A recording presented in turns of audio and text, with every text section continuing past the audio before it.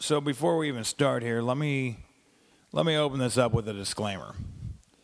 The following is my take on the various subjects here. It is completely subjective. It is my own recollection of history and is told by me. As with anything I do, this is not meant to please anyone. It is just some topics that I find to be interesting. And just getting off about 30 days on the road here, I had a lot of time to sit and drive and think. So I thought this might be a fun project to do when I got home. Now, I'm sure that all the internet all-stars, the internet scholars, and the internet historians will start clicking and commenting away when they hear this. They'll do what they always do. They'll sit at a comfortable distance and talk to hear themselves talk. That is, of course, the American way. Just let me propose an idea before you do that. Before you react, try and do some critical thinking. Don't comment, don't post, don't share. No one really cares what you think anyway. With that in mind, try and view some things from someone else's perspective. That is different than America's current model of processing information. We see it, act like we know everything about it when we actually don't, blurt out the first angry thing that comes to our mind, have a nonsensical internet argument, eat a McDonald's quarter pounder. At any rate, 10 years ago, Hank Williams III released the album Straight to Hell. Now, blending country and hard rock and roll isn't anything new, as we all know. I mean, you look at the 60s and 70s, you had Leonard Skinner, Creedence Clearwater Revival, you had Black Oak, Arkansas.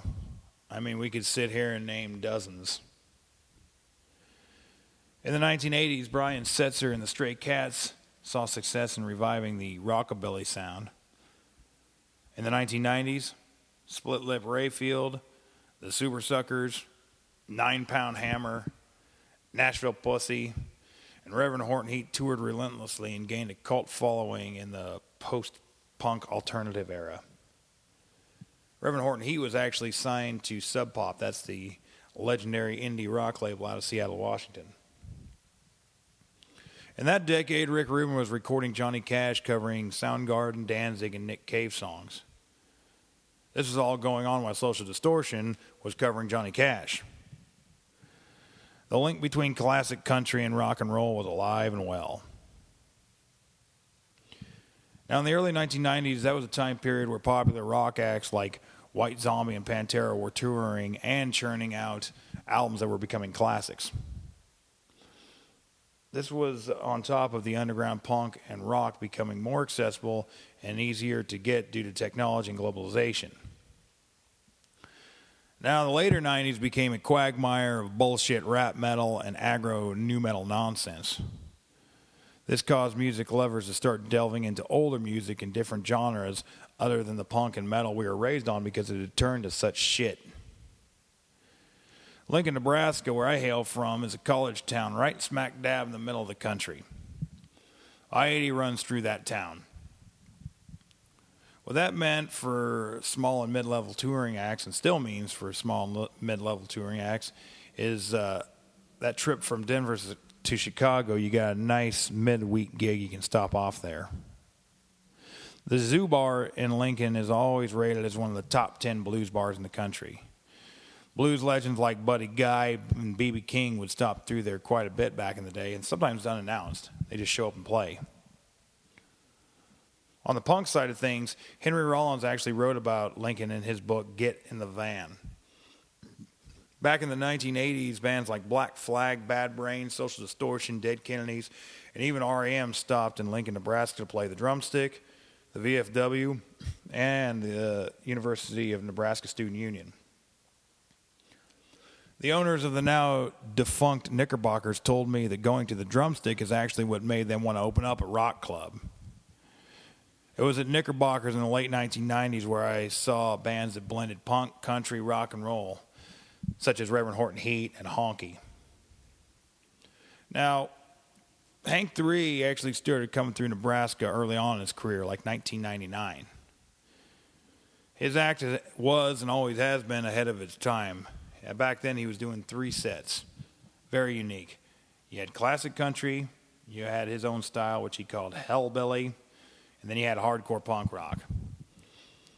All this 3 hours for about $10. Now, I'd already been playing in my own punk and metal band when Hank 3 started coming around, but watching his show definitely started to bridge the gap between aggressive, loud rock and country-style songwriting for me personally. In the year 2000, the Coen brothers released Oh Brother, Where Art Thou? Now, a lot of people won't admit this, but that was their first real exposure to traditional American bluegrass and traditional American country. The soundtrack for this film created a boom of interest in bluegrass acts like Ralph Stanley and deceased bluesmen like Robert Johnson. Also, rock and roll started making a comeback on a commercial level. Stripped-down two-piece acts became more popular. You had guitar-driven albums that fell under that garage rock category they were calling at the time by bands like the White Stripes. Bands like the Black Keys, which, by the way, the Black Keys completely ripped off R.L. Burnside's music and claimed it was theirs on their first few albums. A little side note there. But anyway, the Black Keys and the rest of the Fat Possum Records roster were banging out primal blues and boogie albums. And then, in 2006, Hank 3 released Straight to Hell. This was the first commercial country album with a parental advisory label. This was the first DIY country album where the tracking was done in-house by the band, not in a studio with an engineer and a producer and all that traditional stuff. All this compounded with Hank's punk meets country style that he deemed as hellbilly set off a firestorm. He did all this as a reaction against the highly commercial Nashville atmosphere, which he knew quite a bit about. And what he created inadvertently was a complete fucking monster. Now, Hank 3 himself was inspired by guys who blended punk and country. Hassel Atkins doing the one-man band thing. His act inadvertently blended punk rock and hillbilly. And you talk about a guy who's been ripped off, look at Hassel Atkins. Once upon a time, G.G. Allin recorded a country album, and due to Hank 3's attention that he's brought to it, has become something of legend. The point is, what Hank 3 was doing was not something that was completely original at all, and he knew that. The fact was, it had just never been done by the grandson of the father of country music and the son of a modern country superstar. Now, don't get me wrong, this is not taking anything away from Hank 3. He took a path that cost him a lot of money and fame. However, in doing so, he made himself an outlaw country legend for life. At any rate, as Hank 3's act went from groundbreaking to trendy amongst different crowds, he was bringing opening acts along that would become rising stars in the country music, or the outlaw country scene, rather. You had Scott H. Byram, the legendary Shack Shakers, Bob Wayne and his Outlaw Carnies, J.B. Beverly and the Wayward Drifters, the Murder Junkies, Big Red Goat, and Izzy Cox are some of the many acts that benefited from touring with Hank 3. Gary Lindsay, the longtime singer of Ass Jack, formed Black Eyed Vermilion. Joe Buck, the longtime bass player of both Hank's country act and Ass Jack, continued touring under the Joe Buck Yourself name as a solo act. He still tours under that. It was actually Joe Buck that introduced the acoustic duo from Fort Worth, Texas, Whiskey Dick, to Gary Lindsay. Those two became a part of Black Eyed Vermilion's touring band for years, which helped them gain notoriety. Other acts who had been around for years gained support due to Hank's promotion. Yeah, the Unknown Henson, Anti-Scene, the Murder Junkies, and my act, the Motherfucking Saints, all benefited from Hank dropping our name into the mix. Some of these acts were good, some were trendy, some were cheesy, and some were not so good. Regardless, the cold hard fact is, without Hank's support, none of the aforementioned acts would have enjoyed the attention that they received. Period. Now, I know some asshole is going to sit and pick that statement apart. And if you are one of those cocksuckers who don't have a life, just go ahead, I guess. But don't twist my words. And maybe try and quit being such a fucking overly sensitive, snobby music cunt. There were so many Hank 3 wannabes that popped up from 2002 to 2008. Now, although the guy who writes for that website, Saving Country Music, he has the writing skill of about a special needs fifth grader at best, he does nail this album review. The words he used applies to all Hank 3 ripoffs, not just this particular album. It goes like this, I quote, "The problem with South of Nashville is when you really sit down and listen to the lyrics and try to have them speak to you, there is nothing there. Nothing at all. Or it is so buried under cliche, it is barely worth searching for. The parody of Hank 3 and the Honky Tonk Hustlers," I believe that's how it's pronounced, honky tonk, not hustlers, hustlers, "themselves in the lyrics can only be described as relentless and awesome. The parody almost seems purposeful because it is so undeniable and blaring. The whole Whiskey Devil, I Don't Give a Fuck parody goes on mercilessly for 15 tracks until you don't want to hear another death reference for the rest of your life.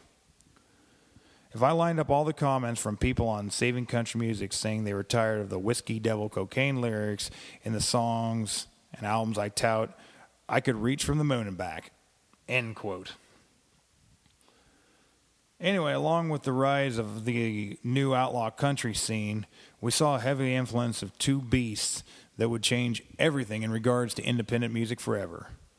You had YouTube, and you had the various social media sites. Now you could share your music like never before, and you could cross-promote really easily. Do you remember your top 10 friends on MySpace? Now that was a big fucking deal if you made the top 10 friends. Seriously though, these tools made it easy for you to get your shit out there. Unfortunately, the deluge of garbage started to flow as soon as the floodgates opened, and the tidal wave has not subsided. Now, you would think that a peek into a globalized world would make people more informed. You think it would make intelligent, creative people connect and broaden their realms of their craft. It did quite the opposite.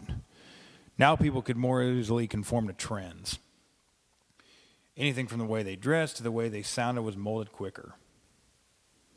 Now, as I've said before, scenes don't breed creativity, they breed conformity. With the rise of beasts like social media, now everyone could sit on their ass in their own little world. They didn't even need to go to shows or buy albums. All the latest trends were streamed to them right to their sweaty, lazy little hands. The internet made everyone a star. This watering down of the initial idea is what happened to the hardcore scene back in the 1980s. Only this had a broader reach. And since some of the music had about as much edge as Peter, Paul, and Mary, it was easier to market. Now, you heard the term outlaw country associated with this shit from the 2000 to about 2008 or so. That label, outlaw country, is old. It's associated with guys like Waylon Jennings back in the 1970s who really did say fuck you to the Nashville status quo. And when they said it, it fucking meant something. This scene is anything but that. At any rate, from 2008 or 2009, you started hearing this all become what they call now the roots scene. Like I said, if you had the internet, you could be whatever you wanted to be. You started seeing fests pop up left and right. Again, don't get me wrong, I'm not saying this is a negative thing. As an artist, I gained a lot of folks from these. They are invaluable in connecting your music with audiences who otherwise would not hear you. So thank you if you've ever booked me on one of these, and thank you for putting them on because I've got to hear a lot of cool music that way. An example of a good independent fest is Pawnstock out in western Nebraska. This event's been going on for over a decade and it's totally legit. It wasn't born out of the scene, although a lot of scenester bands and backpatch wearers have begun to clung to it. It was made by real people who love real live music. Other fests, not so much. Again, These were all fun. I about drank myself to death playing and attending these fests the last decade. However, the unfortunate reality is some were more about the party, more about the style, more about the selfies than about the substance of the music, period. Same thing with these quote-unquote record labels. Just because you can make a Facebook page or set up a website doesn't make you a real label. You have to make fucking records. I think this dumbing down and degeneration of the so-called root scene is similar to what frustrated Bill Monroe when bluegrass, a genre that he created, became a parody of itself. He, like Hank Williams, always performed in a suit and demanded his players performed as such. He insisted that his men, the bluegrass boys, conducted themselves with a sense of class and dignity to downplay the whole hayseed stereotypes. Back then, unfortunately, shows like Beverly Hillbillies and Hee Haw exploited the Appalachian and Southern culture and made these guys out to be a bunch of hicks. I addressed my personal disgust with the root scene in letters from the Relentless Pursuit. Quote, "In my corner of the world last few years, I've been subjected to grown adults who can afford real tattoos. However, they choose to get stick and pokes because it is a trend. I've watched grown men sit Indian style while other grown men croon to them songs that have about as much edge as Kumbaya and still identify themselves as punk rock. I've watched social media turn life into selfie fest and to validate real music because the in crowd doesn't embrace it.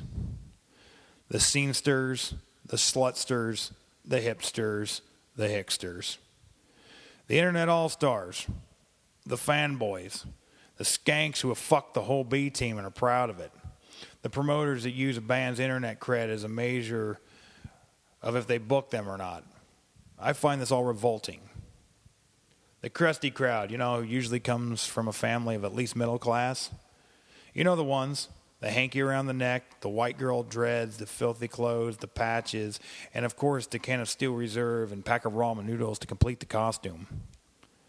Strangely enough, these travelers manage to have a smartphone, an iPad, and mom and dad's credit card. Question, why do you feel the need to ride a freighter? Do you think you're in the Great Fucking Depression? End quote. This mockery has sunk so low to the point that they're parading children around at acts on stage, like young kids. That is just gross to me. That's like going to one of those beauty pageants that John Benet Ramsey was at instead of going to a rock show. So in conclusion, here we are in 2016. I'm sitting back and watching this scene die a slow, painful death. So one way or another, some of us got lumped into this shit, and we really didn't belong there. Now, at the end of the day, we are the ones who will survive. We were here before this scene. We will be here after it. Do you know why Motorhead lasted 40 years? It's because rock and roll really never dies.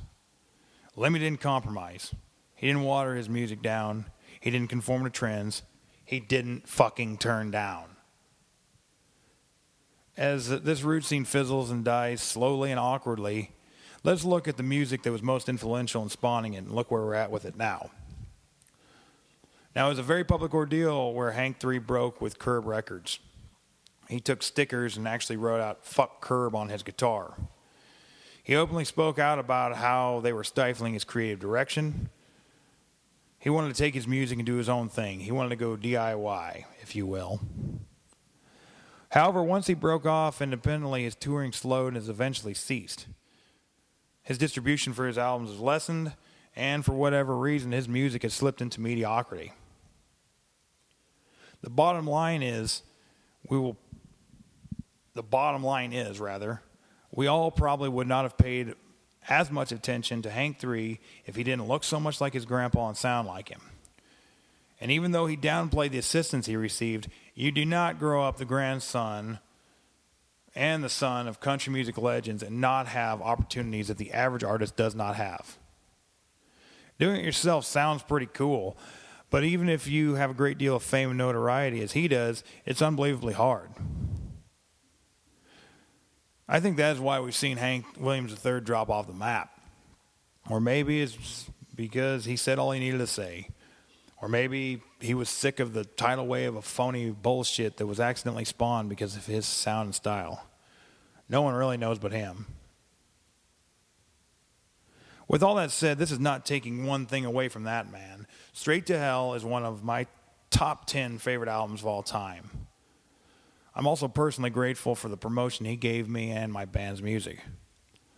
Furthermore, like all great artists, whether it be Led Zeppelin or the Ramones or Metallica, the reason that Hank has so much influence and so many people tried to emulate his style is because what he was doing was unique. The bottom line is he was great. Now this concludes this whole deal. So if you don't like it, come on out. I know you will. I'm sure some of y'all have been sitting there breathing out your mouth on your fat, white American ass. You've been staring at your tablet or your Droid or your iPhone getting all hot and bothered. So start commenting and attack me personally because I've heard it all before. When you have an unpopular opinion and you do something, people react. The people that usually react wouldn't know nothing about that, though. They're too busy critiquing other people's shit because they don't have the brains or the balls or the talent to do their own thing. For those of you who didn't take this so seriously and were entertained by it, I appreciate you watching. For the rest of y'all, or all y'all rather, I'll be seeing you out on the road soon.